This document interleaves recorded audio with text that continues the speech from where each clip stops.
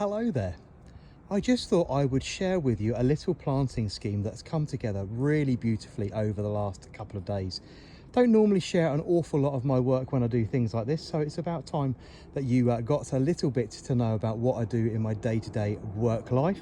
This is a really lovely planting scheme I've put together. It's not quite finished. You can see there's still some stone work to do along the front here. Going to lay a brick header course to divide the patio and the planting. But for those of you that follow along regularly, the day that I launched Penelope Lively for David Austin Roses at the very beginning of the Hampton Court Palace Flower Show, I was actually just here fishing out over 100 koi carp from a double pond, one in this lower section here and up where the olives are planted, another pond there with a waterfall and a lovely rill between the two. A very elaborate water feature. This particular one has now been taken away. Over the last couple of weeks we've broken down the concrete and stonework. That's all now been taken away to be recycled. We've then filled the pond in using around 20 tons of locally sourced topsoil, and the area has now been replanted. And it started with the customer asking for a little bit of privacy from the house just beyond us. The back door to the property is just behind me. They wanted just to ease the edge of this building off a little bit. So it started with one olive, which is the one on the left hand side. I then said it wasn't enough, so we had two olives. So we've got two beautiful bonsai specimen olive trees that have gone into here. They've had to be hand balled off the back of the truck, and probably around 200 meters they've had to travel by hand to get into their location. And I've surrounded them with two little crofts of very nicely weathered Portland stone that was actually salvaged from the actual pond itself, put to one side, and then reutilized in this area. Lovely bit of weathering on those, so it's really nice. And the two olives for me started the planting scheme. You can see, if those of you that are familiar with beautiful old olives, they've got a really lovely silver grey hue to the bark and to the underside of the leaf and the stem, and that picked up a lovely silver tone for me. I wanted to continue that look all the way through the planting scheme with plants like Festuca. This one is intense. This is Glauca Intense Blue. A nice Rosmalis potostratum, the creeping rosemary, which will cascade nicely over the walls. A really nice dwarf rhododendron with a white flower just over the back there. And again, very basic plants, like picking up the colour scheme I have at home with my olives. Underplanting one here with the lamb's ears, which is really lovely. A pale pink flower when they flower.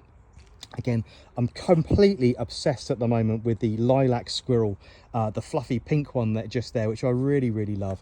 A couple of years ago I did do some planting behind this border, and I've now blended the two together, bringing the planting schemes together. So one olive, as I say, underplanted with silver and pink, the other one a very light blue. So hopefully a whole lot coming together, tied together with things like lavender. Really nice. I'm really pleased with how this has come together. They've settled in really beautifully.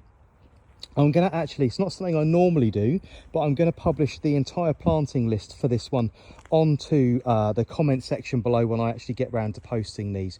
So I will actually publish the entire planting scheme, and I also would like to let you know that over the next few days I'm going to be able to complete for you my best of collections and my new top 20, and then after that I'm going to start slowly moving into subscription-based content.